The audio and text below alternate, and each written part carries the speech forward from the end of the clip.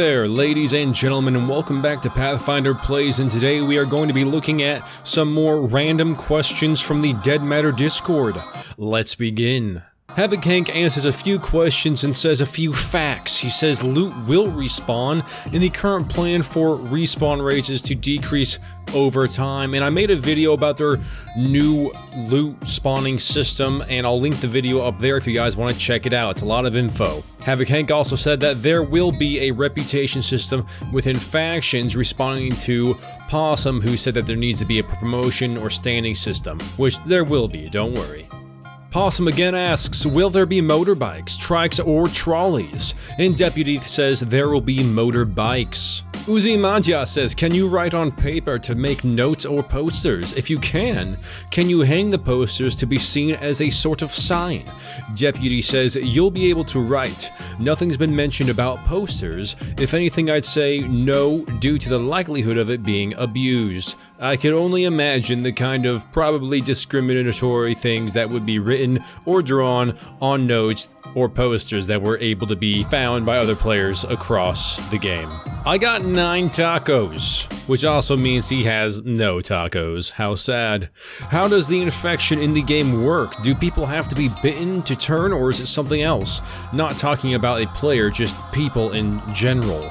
And Deputy says if a player dies to zombies, they'll turn into a zombie after they die. Otherwise, there's no infection mechanic.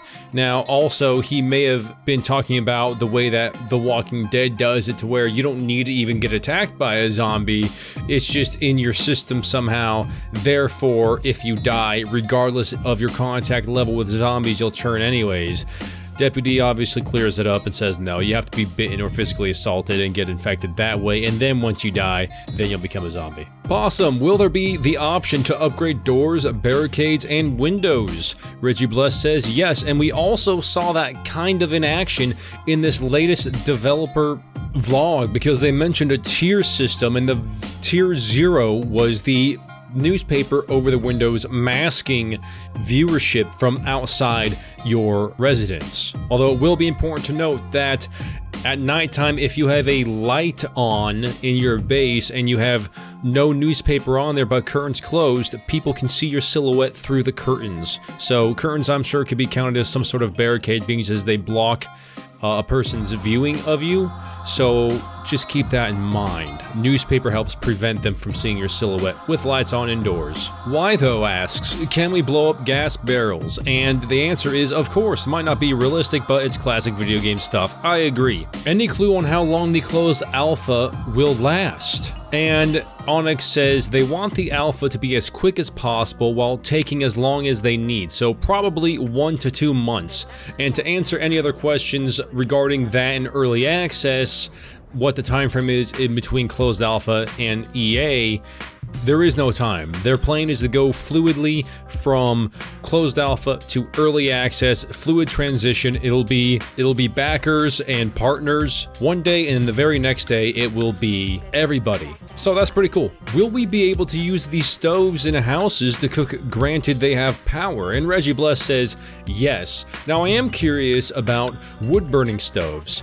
Will there be wood-burning stoves in some older style houses, or maybe if you find a cabinet in the woods, I'm hoping to find some wood-burning stoves, because it would be very nice if you want to play the reclusive and secluded type of character where you don't live in a big metropolitan area or an urban area. You want to stick to the outskirts and limit your human contact and perhaps be a trader and do quests with some of the factions. You can find yourself a cabin, barricade the windows, whatever else you want to do, and not have to worry about power necessarily to cook your food, because you have a plethora of fuel sources around you, known as trees and bushes and other sorts of flammable materials Mother Nature has granted us, and you can then just cook your food on a wood-burning stove. That would be fantastic. I'm assuming it will be in there. It seems like a very simple thing to do. Moving on. Will there be different types of ammunition like Dragon's Breath rounds, subsonic hollow points, and stuff for immersion? And Reggie Bless says, not sure on the Dragon's Breath, but there will be different ammo types without being crazy and needing a wiki. And thank God for that, because as much as I love / hate DayZ, one of the things that are really aggravating about it, and at least in the modded servers, vanilla's fine, but in the modded servers, there's like a million different kinds of ammo that goes to a million different kinds of guns, and a lot of times they're not even labeled, the guns aren't, as to what ammo type even goes with them and vice versa. So thank goodness that won't be there. Hydro says, so it will be more or less just like civilian ammo and military ammo, and maybe some names under those two categories. And Reggie Bless says, yeah, nothing crazy. Realistic, civilian, military, that's it. Are you going to need a knife to actually take any meat from an animal? And the answer is obviously yes. I don't think you come across many hunters nowadays to where they kill an animal with their bare hands or a weapon of some kind, not a blade, because that's in question here, and then they just rip it open with their bare hands and start tearing chunks of muscle and organs out of its body. And if I did see that, I would probably cry because that is a terrifying thought. No, you need a knife to skin your intake meat. I got 9 tacos. Will you be able to accidentally overdose on medicine, or is it so once you take the right amount you can't take any more? And Havoc Hank says it's planned for there to be a negative effect if you take chems too much. You can become addicted perhaps, and side effects will come from that. Maybe you'll get twitchy sights whenever you ADS and you can't aim as well. Maybe you'll just start panicking and you'll start hearing voices in your head, because that's a negative perk that can be chosen, but perhaps it can be given to you temporarily if you abuse chemicals.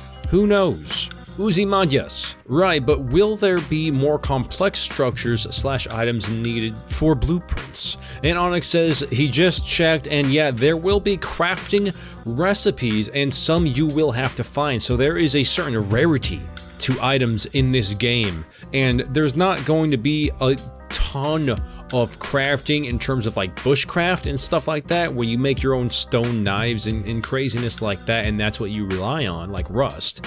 But there will be crafting, and as far as we know from this, there will be different tiers, I suppose, or rarities, and you might only be able to find those recipes in certain places. And if it's anything like the loot system where things will spawn where they make sense, these recipes as well will only spawn where they make sense. Felix Neo, would it be possible for a player to participate in some faction and play a role in this reputation system that we mentioned earlier? And Onyx says you cannot join a faction, but you can help out with tasks they give you to increase your reputation with them. And I'm also pretty sure that if you help one faction out and they are drastically opposed in their views to another faction, your reputation with the other one will go down. I'm not saying that's true. I thought I read it somewhere, but I could very well be wrong, ladies and gentlemen. And this is going to be the end of the questions. This is all I have for you this episode. So my question to you guys is, what are your thoughts? What are your questions? How did you feel about the Devlog 10? What do you feel about these revelations that have just come from these very good questions? Does it help you want to buy it more, or is some of it off-putting to you? Let me know in the comments below. I read them, I comment on them most of the time, and as always, ladies and gentlemen, if you like scares, survival, and scavenging, consider hitting that subscribe button, hitting that bell button, and also check out my friend Player 2. We just did a podcast together. It was received really well. If you want more information on Dead Matter, please go ahead and check that out. I'll link it above right here. And I will see you guys in the next one. Path out.